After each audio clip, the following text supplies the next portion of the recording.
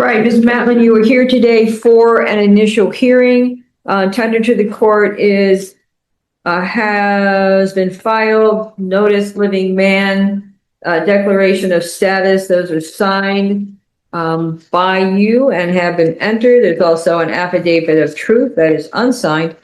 And so anyway, we're here for an initial hearing and to make sure that you understand your charges. What is your date of birth?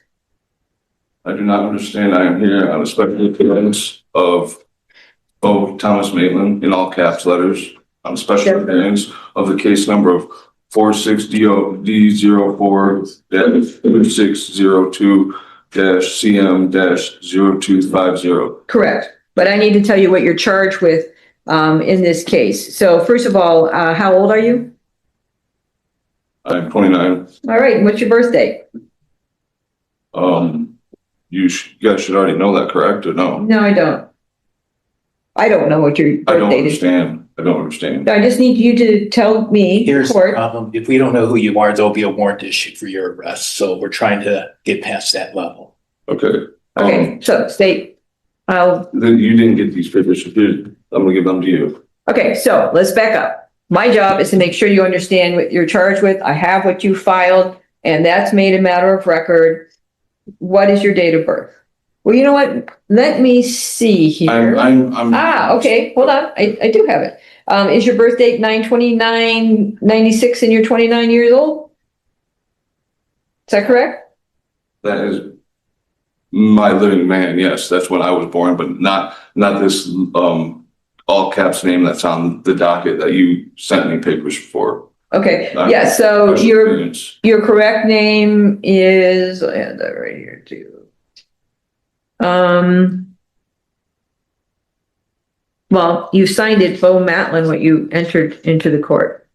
Yeah, but not in all caps. Okay. All right. That's noted for the record. We have an address of Lean, Michigan. And is that where you live? I do not. Okay. Where do you live? That's me, my person, not this all caps name. Okay, I understand that. We made a record of that, so that's not a problem. Okay, but what I need to know is if that's where you live in Glean. No. That's not where you live?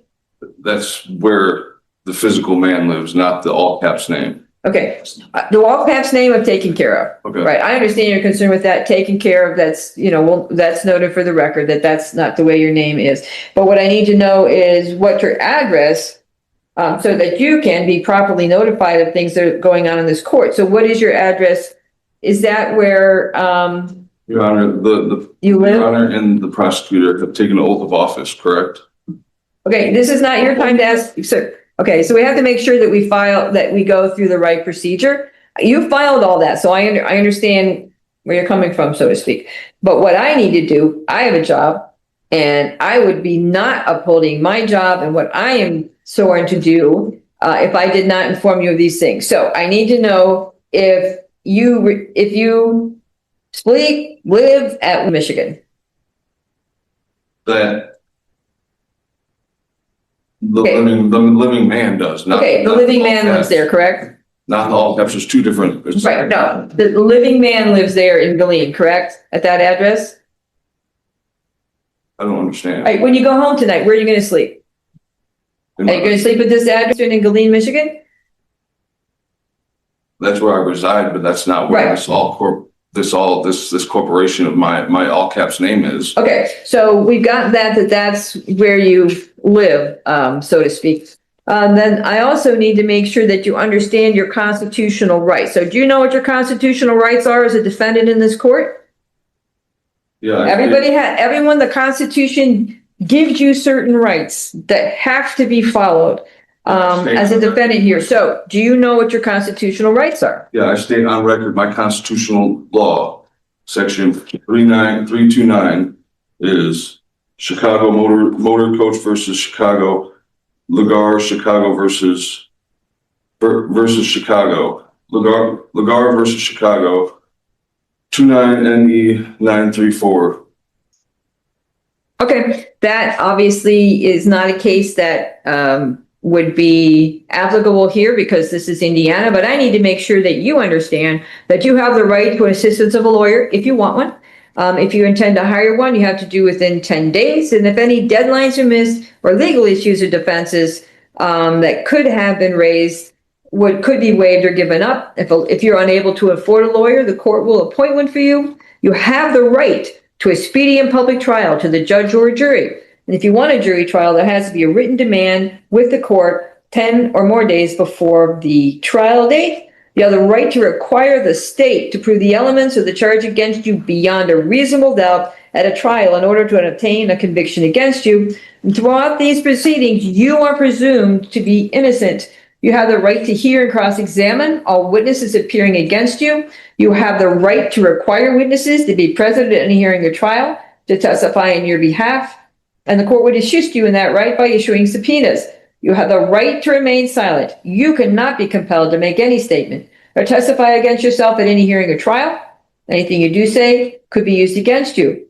You have the right to be tried in the county in which this offense allegedly occurred. You have the right to appeal to a higher court if convicted. You have the right to demand the nature and cause of accusation against you and to have a copy of the information.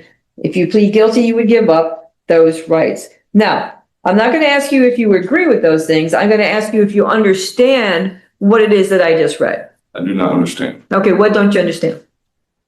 That was wrong. Well, I mean, I just stated where I stand. Understand, but Understand. okay, those are your rights under the Constitution of the United States of America, as well as the Constitution of the state of Indiana. I am not going to ask you if you agree to them. I'm not going to ask you if you think they apply to you. I just want to make sure you understand those are your rights, if you choose to accept them or not. Those are your rights in this country, in this state. Do you understand that? I do not understand. Okay. We'll make for the record that you don't understand that. Also, that those rights have been read out in court, and so that you have been apprised of them. So, State, could you tell the defendant what he's charged with and what the possible penalties are? Your Honor, he is charged by way of information that alleges that on January 31, 2026, in LaPorte County, state of Indiana, the defendant unlawfully, knowingly, or intentionally operated a motor vehicle upon a highway, a Ford Ranger with Michigan license plates D as in David, P as in Peter, T as in Tom, 9082, having never received a valid operator's license and not being exempt from those requirements under Section 9-1-4-27. That is a Class C misdemeanor. A Class C misdemeanor is 60 days in the LaPorte County Jail and a $500 fine. All right, so Mr. Maitland, again, I'm not going to ask you if you agree with that or if you think you're subject to that law, which of course we've established that you are, but you understand what the state is saying that you did that's against the law. Do you understand what that is that they're saying, that you hadn't ever received a license? I mean, he stated a statute. That's not law. That's not constitutional law. You just asked me if I understand my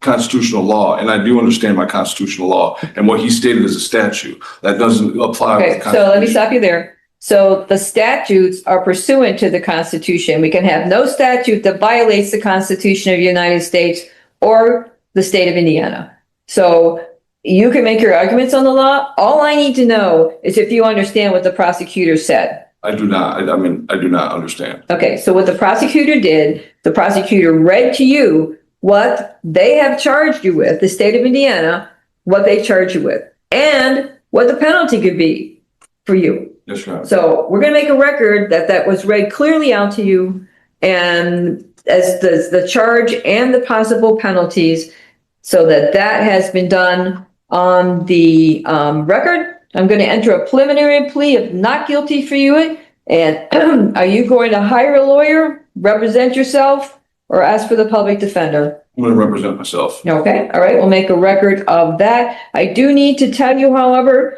you have the constitutional rights to represent yourself in this court. However, you will be going against the state, and they are attorneys who are licensed, who are very experienced, who understand the law backwards and forwards. I just need to make sure that you've heard me say that and that you understand that. But it is your right to represent yourself. So we'll make a record of that. And we're going to reset your case to Has given about, A record to show that I don't understand the statutes that the state is putting upon me, and I don't understand where the constitutional law is coming from, because I'm stating the constitutional law, and you swore under an oath of office, and so did the prosecutor. So if you guys don't want to stand the oath of office, then we'll have to proceed from there. okay, all right, understood. Your next court date? I just gave them a form vote to self-represent, just so you. Okay, all right, so we got a form there, so you know what you need to do as a self-rep to represent yourself. And our next court date is March 25th at 12:45. March 25th at 12:45. Thank you. Yeah, that's okay. We gave it to them. I know you do, that was sneaky. It's kind of mean. You gave it to the magistrate. It is his. Oh, okay, all right. I didn't make that up. Call that last number, I was. Oh, listen, ma'am, if I could do that at my will, he would get a lot more cases. We're off the. Yeah. Okay,